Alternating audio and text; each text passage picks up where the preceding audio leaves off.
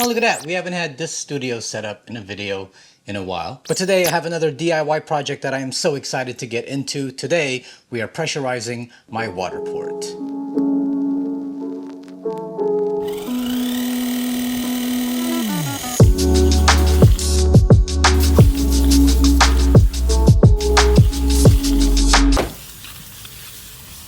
Now I know there are a ton of water systems out there, some that you can buy, some that are pre-made, some that you make yourself, and there are a ton of products to basically achieve the same exact result, which is having some sort of pressurized water system. Now I've been running the Waterport day tank for years, and in the Jeep, I used to have this plugged directly into my air compressor. There's a nozzle right there that you can plug your air compressor into. The problem I had with that though is that in order for me to get that, I would have to turn the vehicle on, then turn on the air compressor, because you don't want to run your air compressor just off of a battery. It'll drain it really quickly, so you should be turning your vehicle on. But it was just more steps, to the point where if I just need to wash something really quickly, I wasn't even turning the air compressor on anymore. I would just use the manual pump, and this kind of sucks doing this over and over. But I think this will give me the best of both worlds. Basically what I'm doing is I'm taking a small electric air compressor, hooking it up to the water port, and now the water port will get pressure from this, and this is dedicated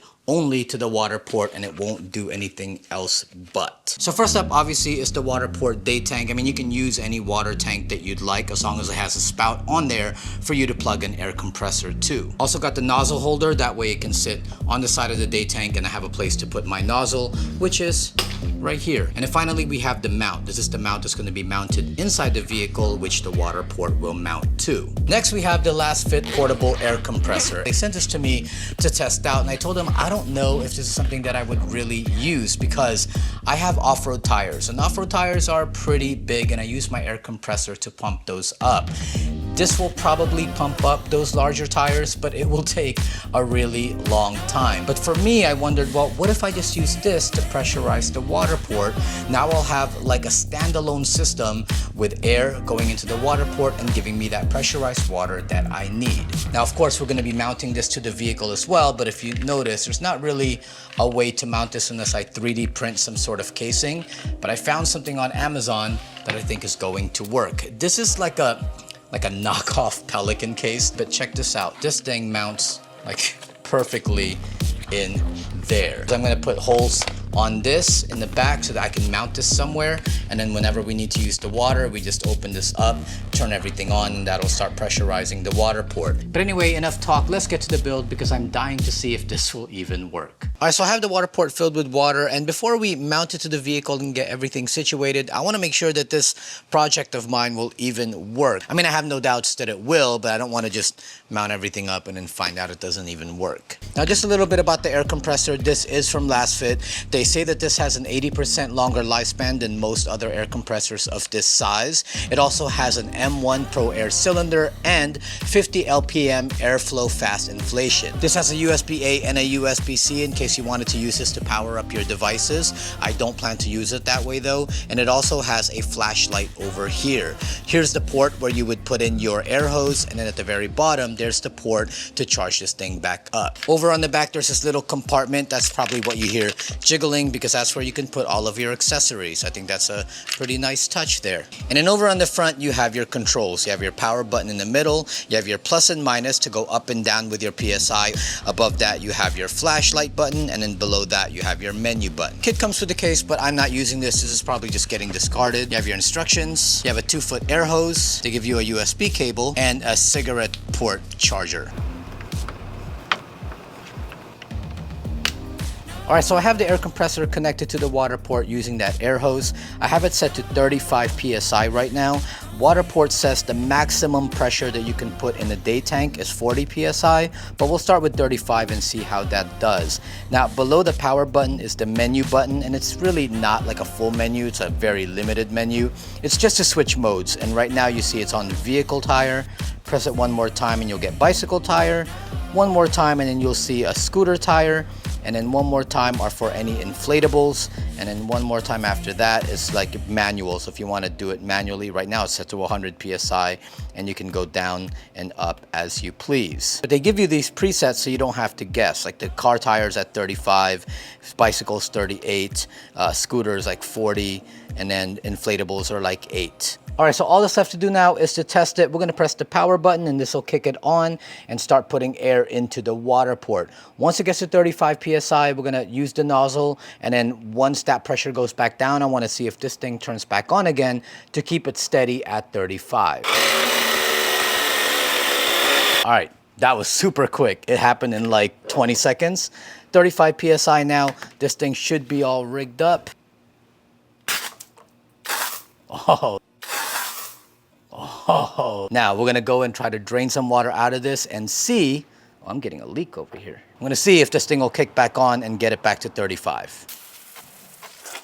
It's actually going for a pretty long time on one pressure. So I feel this thing dying, but I don't see this changing. So we're gonna turn this off real quick and turn it back on and see if it gets a new reading.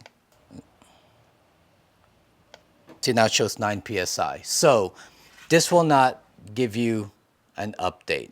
So as you start to see it go down, you're gonna have to press the power button again to get it back to that pressure. But on one pressure, it actually lasted for a while. So we'll get it back up to 35 again.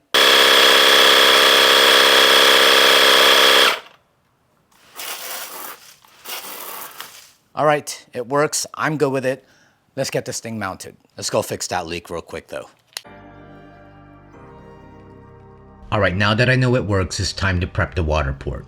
First up is to install the nozzle holder. It's just a plate with a couple of bolts and then you slide the holder over the plate. Now to figure out where the water port will be mounted on my MOLLE panel. Obviously, there won't be holes that will line up perfectly with the water port mount, so I lined up one and then marked the others, then drilled. It was scary having to drill holes into it, but at the end of the day, a MOLLE panel can be replaced versus drilling holes in the camper or the vehicle itself. Besides, if this doesn't work or I switch water systems later, my MOLLE panel now has more holes for anything else I might want to mount in the future.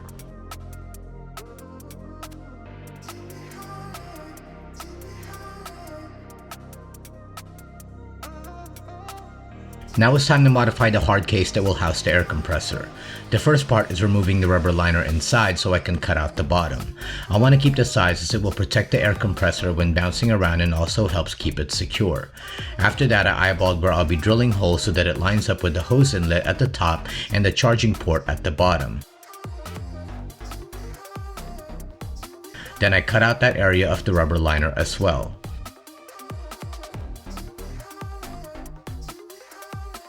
I'd say I did a pretty good job getting it on the nose. So I tried a few different places where I'd mount the case. It needed to be close enough to the valve on the water port as the hose is only about 2 feet long. I couldn't mount it to the outside because it's too thick and my window won't close. I also didn't want to mount it on the inside because then I would have to climb into the camper just to turn it on. This area was the most ideal. I'll be able to access the air compressor from inside and outside. And this is why I cut off the bottom of the rubber liner. 1, this is where I'll be drilling holes to mount it, and 2, I needed a flat space to attach the Velcro pad. The Velcro is what will hold the air compressor in place. When I mounted it, I made sure to use bolts that had flat heads so it can sit as flush as possible. I didn't want any bolt heads protruding, otherwise the air compressor won't get attached to the Velcro firmly. From there, I just had to feed the hose through, place the air compressor in, then route the hose neatly to the water port valve, and I was done.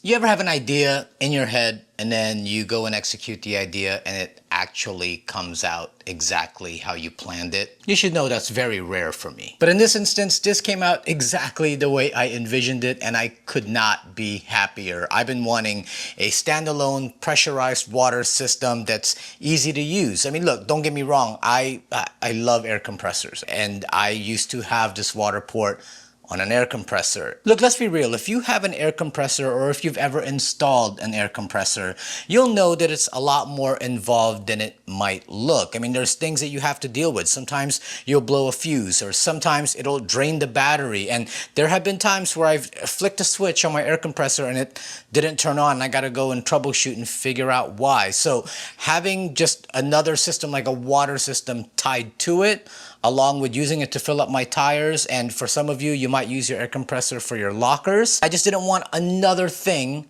that was tied to the air compressor at all. Like, I wanted that to be specifically for airing up, airing down, and whatever else we might need, and have my water system be its own thing, and that's exactly what this is. Again, there are a ton of ways to bring water with you to camp, and there are a ton of ways to pressurize that water. Find the system that works for you and the way you camp. This is just another idea that you might want to consider if you camp the way I do. This might be just a ticket and what you've been looking for. All right, so I'm gonna go on a little tangent right now. Our country, this country that I love so very, very much, we're going through it right now. We've been going through it for a while. And I'm not here to tell you like what you should believe or which side of the line you should choose. I do know that that line has never been more defined than these days. Like, in the past, that line was very blurred, and people kind of worked with each other, and we knew people had different opinions, and we still kind of worked around it. And nowadays, like, a line has been drawn and you have to choose a side. You cannot be partisan anymore. And that kind of makes me sad, because with that line comes a lot of hate and pointing fingers and blaming the other side, and it disgusts me sometimes just to see how vile the world can be. And the more that we have things like social media, the more these things are amplified. I know I'm just a YouTuber guy who does videos about off-roading, but I'm also a person too. And there are times where comments would come on the page and I'm like, God, people sometimes don't have anything else better to do than just to get on some platform and spew some sort of hate. And it's just like, people will take the actual time to spew whatever hate they want to spew. And that to me is just, it's pretty gross. I love the overland community. Yeah, we have our own characters in the overland world, right? Like, there are people that we know, like, but for the most part, a lot of us just kind of get together. It doesn't matter what nationality you are, what race you are. The thing that binds us is we all love to go out and we'll share rigs, and we'll share ideas, and we'll share trails, and we'll share experiences, and that community has always been so awesome in that regard. You know, if people went out more, I think the world would be a much better place. If people like just stepped out of their house and took the time to get out and unwind and see the world and see the country and travel it and meet different people, their mind would open so much more. It's when you're in a bubble all the time, constantly just in that bubble, and all you see is everything that's in that bubble. That's when you get clouded by whatever enters that bubble, and you don't know anything else outside of it. And if we laughed at each other more and laughed with each other more, we would probably get along more. If we weren't all so sensitive to every little thing, if we knew how to pick and choose our battles, I think we would be in a much better place. And call me old school, I'm from a time where, man, you know, you go to school and you're gonna get picked on based on how you look, and you better have the tough skin to like come back with something else. I mean, you remember your mama jokes, right? You remember just being in a world where like no one was being canceled for something. And it, you know, and I get there are people that definitely don't need to have a platform. There are definitely people who are just evil people, but sometimes too now we just get so hypersensitive to so many little things that wasn't even worth fighting over. And then all that just builds up and builds up and builds up, and before you know it, we're throwing rocks at each other. My grandma used to say, she would say in Tagalog, but I couldn't even translate it in Tagalog now. But she used to say, you know, when people throw rocks, throw bread, right? And that's such a weird thing to say now, because nowadays we have to fight back, right? Like that's the world that we live in, and we've lost sense of like compassion. You know, we've lost sense of listening. I have friends on both sides of this line that I was talking about, and you find out that we have a lot more in common than we might think. And you talk to these people, and I'm like, you know, this person is not who this other side says they are. And you're just like, these are like really good people. I surround myself with good people. I have so many good people in my corner. Whatever you feed your body is what is gonna come out, right? I try to feed myself with good people. I try to feed myself with good energy. And that has always, that's never steered me wrong. I know times are tough. I know it's hard right now, and you can't seem to like just step out there and not hear something bad. I hope together we can heal, and we can finally start listening to each other and not be so quick to just like, here we go, and you know, all the hate comments or hate posts or just vile finger pointing. We need to do better. What it is that I'm doing here, when we go out, we go off-road, or the DIY stuff that I do, or creating these videos, I'm having a blast. It's so much fun, and you guys allow me to do that, right? We need to have fun more, I guess is what I'm saying. We need to stop worrying about all these things so much and go out there, see the world, enjoy what we love doing. A lot of the people who spew hate, a lot of the people who just want to be vile and mean and whatever, a lot of those people don't have joy in their lives, because when you have joy, that can't be taken. You know, that can't be taken from you. So I hope you find joy, right? Like really look deep in your life and ask yourself, what burdens am I carrying that I don't need? What can I lay down? And if you're like me, lay it down at God's feet and say, dude, I don't want this. I never asked for this. It was put on me. These burdens that you have, you didn't ask for them. They were put on you. Don't belong to you. Take them off, put it down, leave it behind. Find joy instead, because deep down in there, joy was buried. Find it, and I guarantee you the world will look so much different. That's my rant. Yeah. I love y'all. Does anybody even see me?